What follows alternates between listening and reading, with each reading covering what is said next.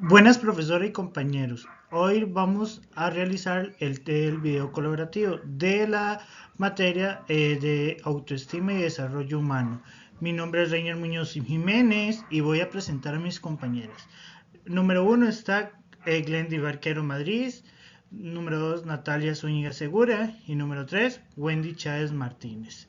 A continuación vamos a hablar un poco sobre los temas a tratar.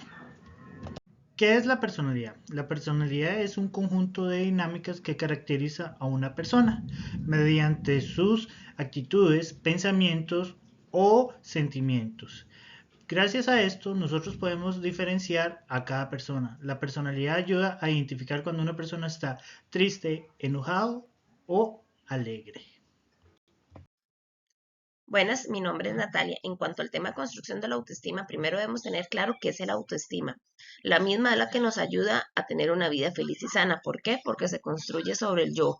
Nos ayuda a identificar identidades, desarrollar personalidades, así como la autodeterminación. Por eso vamos a dividirlo en diferentes partes para una mejor comprensión. El yo es aquella sensación que obtenemos como cuando nos miramos a un espejo, sobre que hay algo que está gobernando nuestro pensamiento.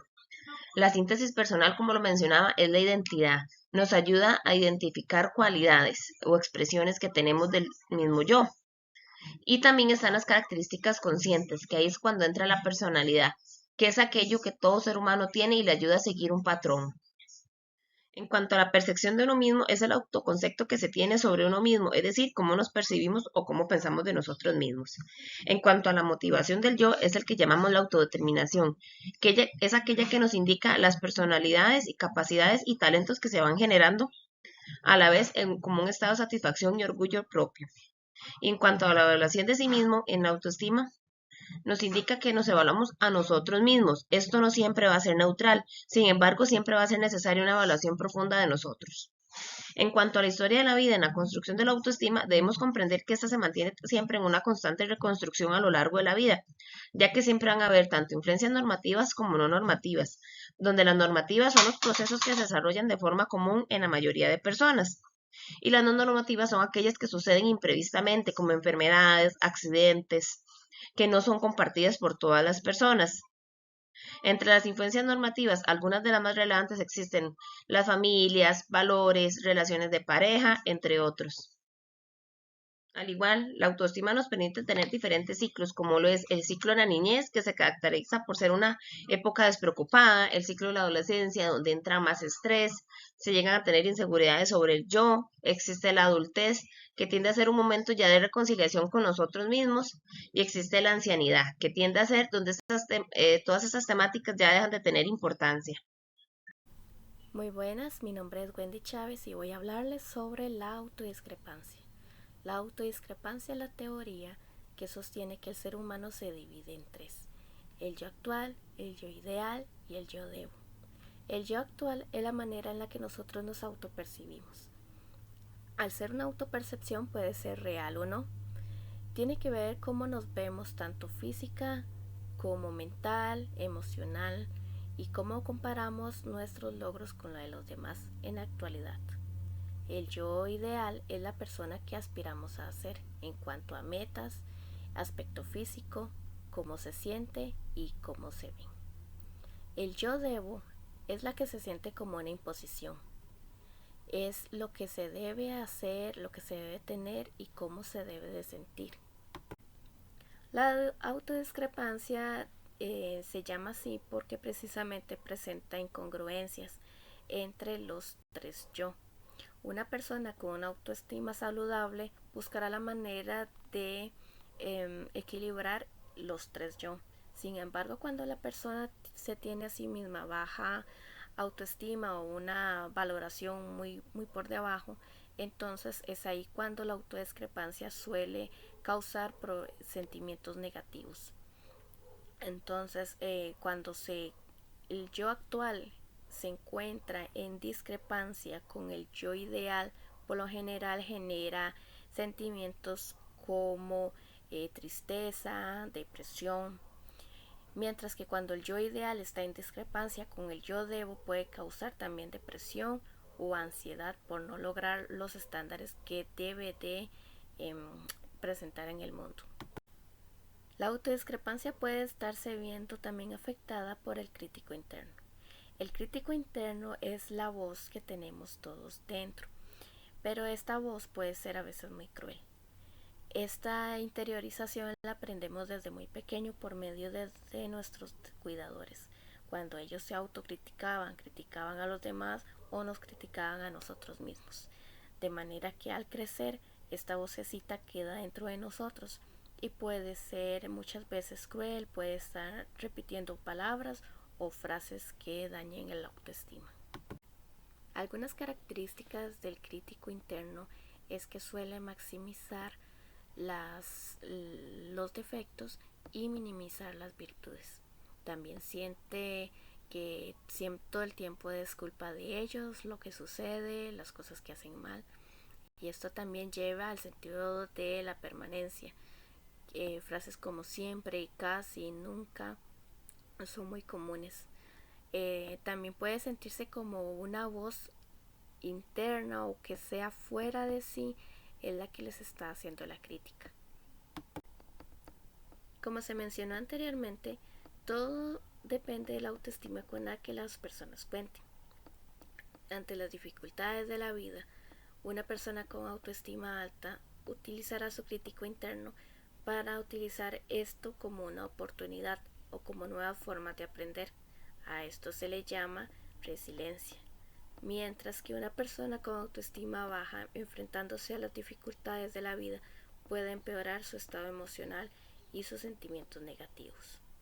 Algunas de las recomendaciones para identificar al crítico interno y bajar sus consecuencias puede ser separar al crítico interno de los pensamientos y de la autoevaluación. También se puede crear un mantra de protección para poder diferenciarlo, reconocerlo y que esta voz no haga daño. También otra de las recomendaciones puede ser reconocer qué es lo que causa el sentimiento, el pensamiento, qué es lo que causa el pensamiento más no el sentimiento.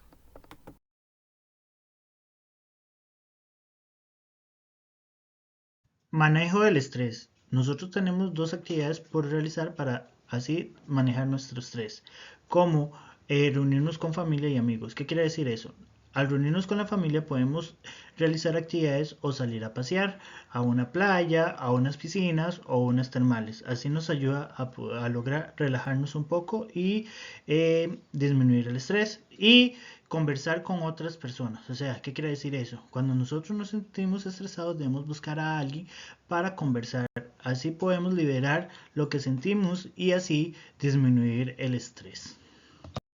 ¿Qué es el estrés? El estrés es una respuesta que todas las personas tienen ante situaciones donde se sienten con problemas o amenazas, desencadenándose en el estrés, como una respuesta a lo mismo, ya sea de forma automática, sistemática, inconsciente o inmediata. También el estrés se puede ver como una relación, ya que van ligadas a una relación o acción repercutiendo igualmente en estrés. Es por esto que el estrés se divide en tres diferentes etapas, las cuales son identificadas a nivel universal. Esas mismas son alarma, resistencia y agotamiento. Alarma es cuando se inicia la percepción de que hay algo amenazante, algo que nos va a preocupar. La resistencia es cuando ya estamos en esa acción, pero debemos enfrentar esa situación para sobresalir. Adelante, y está el agotamiento. Si la amenaza llega a ser por mucho tiempo y mantenerse, la persona tiende a deteriorar su salud, esto porque mentalmente llegan a cansarse.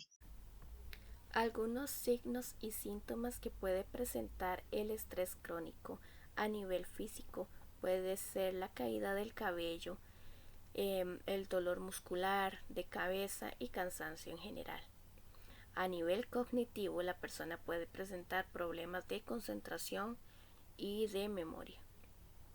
A nivel de emociones, la persona puede sentir culpa, tristeza, frustración, soledad, temor.